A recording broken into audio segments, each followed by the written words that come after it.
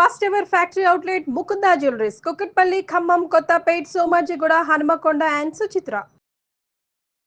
నమస్తే రమగారు. నమస్తే జయ.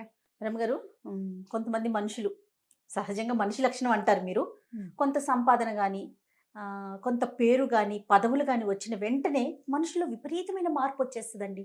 అప్పటి వరకు ఒకలాగా ఉంటారు, ఆల్ ఆఫ్ సడన్ ఒక్క రోజులో మారిపోతారు. అడుగులు నేల మీద ఉండవన్నమాట, మధ్యలో నడుస్తూ ఉంటారు. శాంతం ఆకాశంలోకి వెళ్ళలేకపోయినా కూడా ఎదుటి వారికి తెలిసిపోతూ ఉంటుంది. ఏంటి వీళ్ళలో ఇంత మార్పు వచ్చేసింది, డబ్బు తీసుకొచ్చిన మార్పు లేకపోతే పదవి తీసుకొచ్చిన మార్పు అనుకుంటూ ఉంటాం కదండి. కానీ ఆ లక్షణం మంచిది కాదేమో అనిపిస్తుంది నాకు. మంచో చెడో ఇక వాళ్ళ మధ్యలో వచ్చిన వాళ్ళు మరీ ముఖ్యంగా మరీ ఎక్కువ. అవును, సహజంగా ఉన్న వాళ్ళు ఎప్పుడు నార్మల్ గానే ఉంటారు, గొప్పలు చెప్పుకోరు. సార్లు మూతులు నేతులు ఇదే గొప్పలు చెప్పుకుంటూనే ఉంటారండి. అంటే అలా కాదులే జయ. ఇప్పుడు సహజంగా వాళ్ళ తీరేదో కొంతమంది అలాగే ఉంటారు, కొంతమంది ఇలా మధ్యలో వచ్చిన వాళ్ళు అలా డౌన్ టు ఎర్త్ ఉండలేకపోతారు. నడమంత్రపు సిరి నరాల మీద పుండంటారు, ఆగనివ్వదు అనమాట. అది వెళ్ళి నేల మీద ఉండనివ్వదు. ఇక అంతే సంగతి. కొంతమంది తీరు చెప్పలేకపోతాం. అది మంచిగా చెడా అంటే దాని మీద డిస్కషన్ పెట్టలేం మనం. వాళ్ళ తరహా అది. కొంతమంది చూడు ఎంత వచ్చినా ఏమొచ్చినా కూడా ఇసిరేస్తారు రమ్మగారు. అది సరే, మంచో చెడో వదిలేద్దాం. వాళ్ళ మంచి వాళ్ళకే ఉంటది, వాళ్ళ చెడు వాళ్ళకే ఉంటది. కానీ మాట ఇసురు అనేది ఎదుటి వాళ్ళకి చాలా బాధ అనిపిస్తుందండి, కాదంటారా? అవును, ఏదో వీటికి నడమంత్రం అనుకుంటారు అంతే. వాడితో పని ఉన్నప్పుడు ఇంకేం చేయలేరుగా, చచ్చినట్టు వాడి దగ్గరే చెప్పలేకపోతాం కదా. దీని మీద ఒక మంచి కథ ఉంది, చెప్తాను జయ. మన పాతకాలపు గాథల్లో చాలా కథలు చూస్తాం మనం. సినిమాల్లో కూడా ఒక ముగ్గురు నలుగురు అన్నదమ్ములు ఉన్నారనుకో, ఒకడు చాలా మంచివాడు, ఒకడు చాలా తెలివైన వాడు అలా కనపడతారు. పెద్దవాడు చాలా మంచివాడు, మిగిలిన వాళ్ళంతా స్వార్థపరులు. లేదా పెద్దవాళ్ళంతా అదో రకంగా ఉంటారు, ఆఖరి వాడు చాలా బుద్ధిమంతుడుగా ఉంటాడు. వాడు బేసిక్ చెడ్డవాడిగా కనపడతాడు, కానీ చివరికి వాడు మంచివాడిగా టర్న్ అయ్యి కనపడతాడు. నువ్వు ఏ కథ సినిమా కథలు తీసుకో ఇలాగే ఉంటాయి. పెద్దవి చిన్నవి సినిమాలు తేడా లేవు, పాతవి కొత్తవి కూడా. అలా ఉండకపోతే మనం యాక్సెప్ట్ చేయలేము, మనసుకు కూడా నచ్చదు. హ్యాపీ ఎండింగ్ ఉండాలి కదా మనకి. సాధారణంగా స్వార్థపరులు ఉన్న ఇంట్లో మంచి వాళ్ళు ఉండేందుకు అవకాశం లేదు. అందరూ అలానే ఉంటారంటారా? డెఫినెట్ గా. పై వాళ్ళంతా స్వార్థపరత్వం కాబట్టి చిన్నవాడు అదే కదా నేర్చుకుంటాడు జయ. అవునా కాదా? లక్షణాలు మారవంటారా? మారవు, అవన్నీ సినిమాటిక్, ఓన్లీ స్టోరీస్ లో ఉంటాయి అవి. వీళ్ళకు కూడా ఎంతో కొంత స్వార్థం ఖచ్చితంగా ఉంటుంది. పెద్దవాళ్ళందరూ మంచివాళ్ళు అనుకో, చిన్న పొన్న స్వార్థపరత్వాలున్నా కొంత మంచితనం అలవాటు అవుతుంది. చూడు, అలవాటు అవుతుంది. ఆ అలవాటు ప్రకారం మంచితనం ఉంటుంది. ఓకే. ఈ స్వార్థపరత్వాలు, చెడ్డతనాలు, సొంతం చూసుకోవటాలు, సెల్ఫిష్ గా ఉండటాలు, బేసిక్ థింగ్స్ అవి ఇళ్లలో ఉన్నాయి అంటే పిల్లలకి వచ్చేస్తాయి ఆటోమేటిక్ గా. చాలా కష్టం అవి పోగొట్టుకోవాలని కూడా అనుకోరు. ఇది చెడ్డది, ఇది పోగొట్టుకోవాలని భావించరు కూడా. వాళ్ళకి క్యాజువల్ గా ఉంటుందేమో. క్యాజువల్ గా ఉంటుంది. పూర్వం అంటే ఒక పల్లెటూరులో ముగ్గురు అన్నదమ్ములు ఉండేవారు. వాడు సూర్యవర్ధనుడు, చంద్రవర్ధనుడు, బాలవర్ధనుడు. సూర్యుడు, చంద్రుడు, బాలుడు అని పిలుచుకునేవాడు. అయితే వీళ్ళకి ఏమి ఆస్తి స్వాస్తి ఏం లేదు. అమ్మా నాన్న చిన్నప్పుడే పోయారు. ఒక పెద్ద మామిడి చెట్టు ఉండేదట. అది శాఖోపశాఖలుగా అన్ని పక్కలకి వెళ్ళిపోయి ఉండేది. అయితే వీళ్ళు ఏం చేశారట, కొంచెం పెద్దవాళ్ళు అయ్యాక, అంతకుముందు నాన్న ఉండగా ఏదో పెంచి పోషించేవాడు, చిన్న పనులకు వెళ్ళేవాళ్ళు. సీజన్లో కొంచెం మార్చి మన ఏప్రిల్ ఫిబ్రవరి నుంచి మామిడి చెట్టు విపరీతంగా కాసేదట. కొమ్మల్ని పంచుకున్నారు. ఈ వైపు కొమ్మలు నీవి, ఈ వైపు కొమ్మలు నావి, ఆ వైపు కొమ్మలు వాడివి అని. ఇద్దరు ఒకవైపు కాయలు కోసి పట్టుకెళ్ళి అమ్మకానికి వెళ్తారు. ఒకటి చెట్టు కాపలాకాయలు, ఎవరు చెట్టు కాయలు కోసేయకుండా. ఎండాకాలం అంతా చెట్టుకి అది సంవత్సరం అంతా పోషణ చేసి ఎండాకాలం అంతా కాసిన కాయలు పళ్ళు అమ్ముకునేవాళ్ళు. ఆ డబ్బులు జాగ్రత్త పెట్టుకుని ఏడాదంతా గడుపుకునేవాళ్ళు అనమాట. రోజుకు ఒకటి చొప్పున చెట్టుకి కాపలా ఉండేవాళ్ళు. ముందు చిన్నవాళ్ళు ఇద్దరు పళ్ళు తీసుకెళ్లారు, పెద్దవాడు కాపలా కాస్తుంటే ఒక ఆయన ముసలాయన కొంచెం సాధువు ఫకీర్ లాగా ఉన్నాడు. ఆయన వచ్చి, బాబు ఎండకి చాలా ఆకలిస్తుందిరా నాయన, ఇక్కడెక్కడ నీళ్ళు లేదు, చెట్టు కింద కూర్చుంటానంటే కూర్చోమన్నాడు. ఏదో పొంతలో నీళ్ళు ఉంటే కాసిన నీళ్ళు ఇచ్చాడు. చాలా ఆకలిగా ఉందంటే ఏమన్నాడు, ఈ 2 కొమ్మలు మా తమ్ముళ్ళవి, నేను నా కొమ్మ నుంచి కోసిస్తానని తన వైపు నుంచి 4 కొంచెం దోరగా పండినవి, కొంచెం ఆకుపచ్చ నుంచి పసుపు తిరుగుతున్న కాయలు ఉన్నాయి, ఇంకా పచ్చబడలేదు పూర్తిగా, అవి కోసి కత్తి పెట్టి ముక్కలు తరిగి చేతిలో పెట్టాడు. ఆ పండువాకు వచ్చిన ముక్కలు తిని ముసలాయన మంచినీళ్ళు తాగి 1 గంట పడుకుని లేచి వెళ్ళాడు. రెండో రోజు రెండో వాడి వంతు చెట్టు కాపల. రెండో రోజు కూడా ముసలాయన వచ్చాడు. మళ్ళా యథాప్రకారం మంచినీళ్ళు తాగాడు. అబ్బాయి 4 పళ్ళు కోసిస్తే తిన్నాడు. మూడో రోజు ఆఖరివాడి వంతు. ఆఖరివాడు కూడా పళ్ళు కోసిచ్చాడు. కూర్చో తాత, సాయంత్రం మా అన్నయ్య వాళ్ళు వస్తారు, బియ్యం అవి తెస్తారు, మేము అన్నం వండుకుంటాం, అన్నం కూడా తిని వెళ్దుగాని అని పిలిచాడు.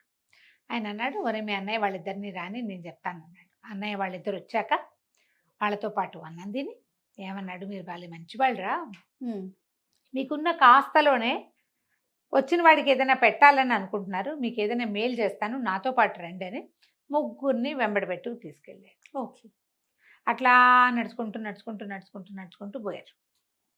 ఎక్కడికో నడిచారు. నడుచుకుంటూ వెళ్తుంటే ఒక ఏరు అడ్డం వచ్చిందట. నది, అది ఎక్కడదో ఇటు పక్కకి వస్తుంది. నది దగ్గరకు వచ్చేసరికల్లా పెద్దవాడి కళ్ళు అట్లా నదిలోకే చూస్తున్నాడు.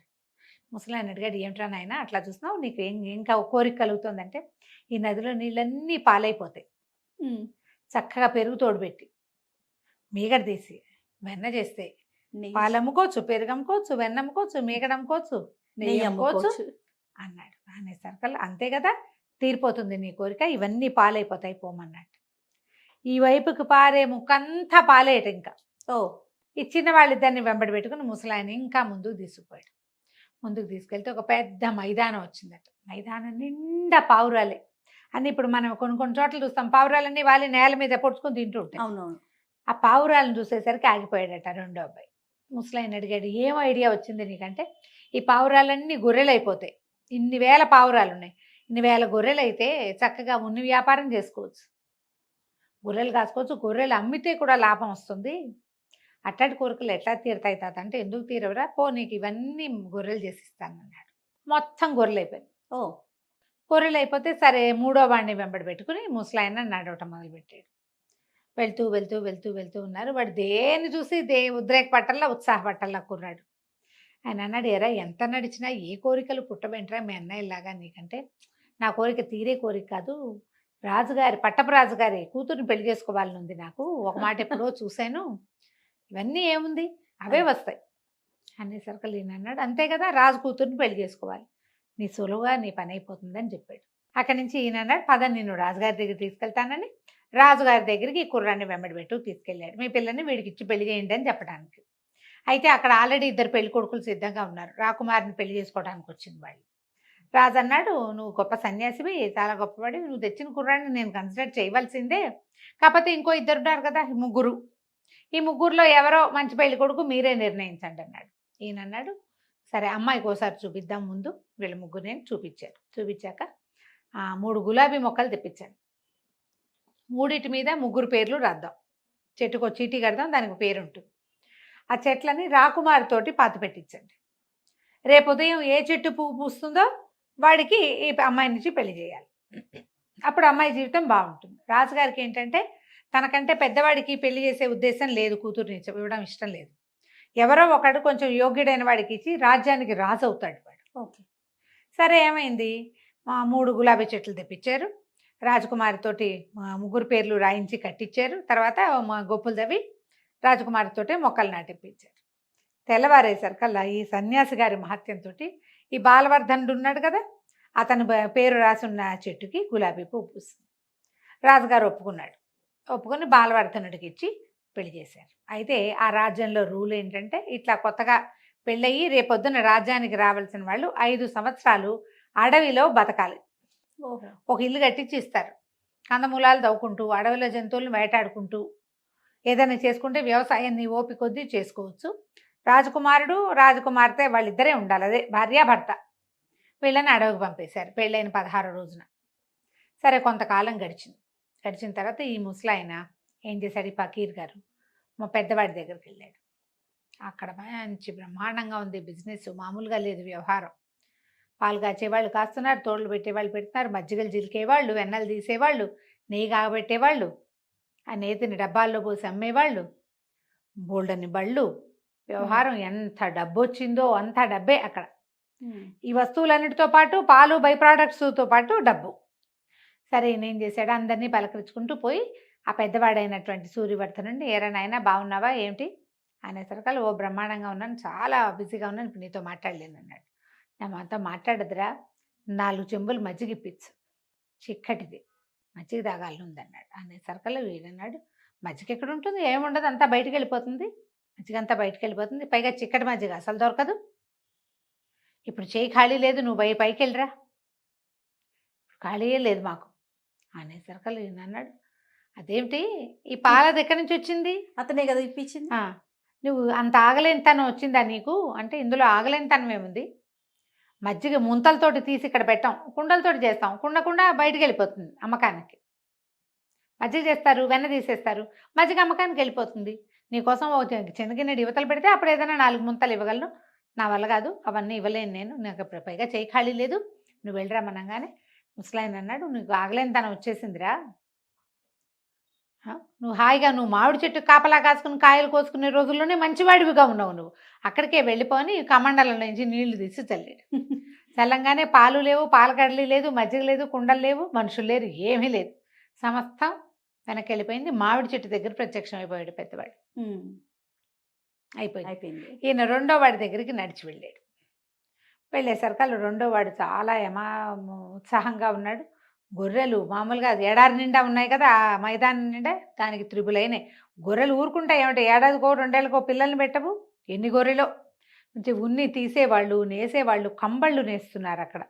కంబళ్ళు నేసి పై దేశాలకు కూడా పంపిస్తున్నట్టు వాడు. పంపిస్తుంటే ఈయన వెళ్ళి, ఒరే చలికి ఆగలేకపోతున్నాను నాయన, ఒక కంబళి ఇప్పించు నాకు అని అడిగాడు. అడిగేసరికల్లా ఇతను అన్నాడు, కంబళి కాదు, చిన్న ముక్క కూడా ఇవ్వలేను, ఎందుకంటే ఇవన్నీ బయటికి వెళ్ళిపోయేవి, ఇందులో నుంచి ఒకటి తీస్తే లెక్క తగ్గిపోతుంది, 100 ఇస్తామన్నావు, 100 ఒకటి తీసామనుకో 99 అవుతుంది, కాబట్టి ఇప్పుడు ఏం కుదరదు, రేపో మాపో కనపడు, కొంచెం గొర్రెబొచ్చి ఇప్పిస్తా, ఎక్కడైనా నేర్చుకోను, మా దగ్గర కుదరదు, మాదంతా ఎక్స్పోర్ట్ క్వాలిటీ, చిన్న చిన్న పనులు చెయ్యం మేమన్నాడు. పాత కంబళి ముక్క కూడా ఇవ్వలే ఆయనకి.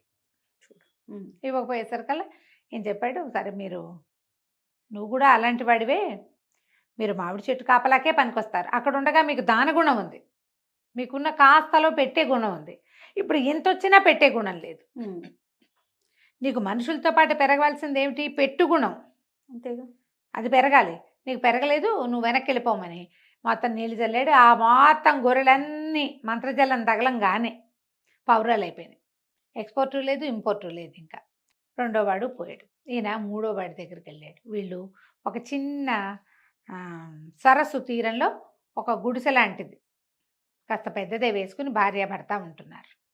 వీళ్ళని చూడంగానే వాళ్ళు ఏం చేస్తున్నారు, కందమూలాలు దుంపలు తవ్వుకుని ఉడకబెట్టుకుంటారు, కొద్దిగా ఊసబియ్యం అవి దొరుకుతాయి అడవిలో, ఏదో కొంచెం వండుకుంటారు, రకరకాలు చేసుకోలేరు, పనివాళ్ళు గినివాళ్ళు లేరు. ఈ ఫకీరు ఈయన వృద్ధుడు వచ్చేసరికల్లా, వచ్చావా తాత, ఎంతకాలం అయింది నిన్ను చూసని ఆ కుర్రాడు బాలవర్ధనుడు ఎదురొచ్చాడు. ఆ అమ్మాయి కాళ్ళకి నీళ్ళు తెచ్చిచ్చింది, ఆకలిస్తుందంటే సరే మేము వండుకున్నాం, మాతో పాటే తిందుగాను నువ్వని. ఇక మళ్ళీ వండల, వాళ్ళ దాంట్లోనే చెరుకో సగము పెట్టి ఈయనకి కాళ్ళు విసుగుతూ పక్కన కూర్చున్నారు. ఈయన అన్నాడు, నువ్వు మారలేదురా, రాజుగారి కూతురు నీ భార్య అయినా మారలా, ఇంకొక సంవత్సరం గడిస్తే నువ్వు ఇక్కడి నుంచి వెళ్ళి రాజు అవుతావు, రాజు అయిపోతున్నానన్న ఉత్సాహం వచ్చినా నువ్వు మారలేదు, మార్పు లేని వాడివి నువ్వు ఒకడవే. మీ అన్నలిద్దరికీ మార్పు వచ్చేసింది, మార్పు వచ్చిన వాడు ఏదో ఒక రోజు తన ఒరిజినల్ ప్లేస్కి వెళ్ళిపోతాడు వెనక్కి, లేదా జనాల దృష్టిలో దిగజారిపోతాడు. డబ్బులు పోకపోవచ్చు, వాడి కర్మవశాత్తు డబ్బు ఉండొచ్చు కానీ విలువ ఉండదు. వాళ్ళు డబ్బులు పోగొట్టుకున్నారు, విలువ పోగొట్టుకున్నారు. సాధారణంగా మన దగ్గర ఏమవుతుంది, డబ్బేం పోగొట్టుకోరు, నడమంత్రం వచ్చిన వాళ్ళకి డబ్బులు గిబ్బులు పోవు, కానీ ప్రజల దృష్టిలో విలువని కోల్పోతారు, ప్రేమ ఆదరణ తగ్గిపోతుంది. ఆలోచించుకోవాలి ప్రతి వాళ్ళు కూడా. ఇలా మనం ముందుకెళ్ళేటప్పుడు మన ప్రవర్తన లోపాలు ఏమైనా ఉన్నాయా, మనం ఏమిటో ఓవర్గా ప్రవర్తిస్తున్నామా, కొంచెం ఎక్కిపోయామా మనం అనేది ఆలోచించుకుని దాన్ని కొంచెం కట్ చేసుకుంటే మనుషులతో బాగుంటుంది జీవితం. కేవలం డబ్బుతోనే కాదు రమ్మగారు, కొన్నిసార్లు పేరు వచ్చినా కూడా నేల మీద నిలవలేకపోతారండి, పదవులు వచ్చినా కూడా నిలవలేకపోతారు రమ్మగారు. అస్సలు అంటే అసలు ఇప్పుడు నీకు పేరుతో పాటు పదవితో పాటు ఆటోమేటిక్గా డబ్బు వస్తుంది, పేరు నిలవనివ్వదు. రైట్ రమ్మగారు, నమస్తే. సుమన్ టీవీలో మీ పర్సనల్ అండ్ బిజినెస్ ప్రమోషన్స్ కోసం కింది నెంబర్కి కాంటాక్ట్ చేయండి.